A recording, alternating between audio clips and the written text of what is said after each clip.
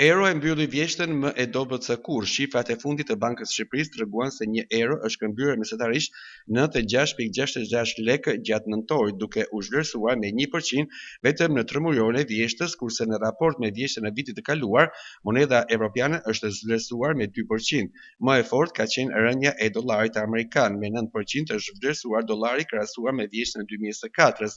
Gjatë muajit nëntor, një dollar ka kushtuar mesatarisht 83,64 lekë, ndërsa vjet ishte 92,25 lekë. Ky në çmim i monedhave të huaja sipas institucioneve vendase ka ardhur për shkak të parave që po vijnë nga sektori i turizmit, prej investimeve dhe remitancave. Po ashtu ndikim në rënjen e euros në nëntor ka dhënë edhe hyrja zyrtarisht në SEPA, e cila e ka bërë më të lehtë dhe më pak të kushtueshme sjelljen e valutës në Shqipëri, pasi janë ulur ndjeshëm komisionet.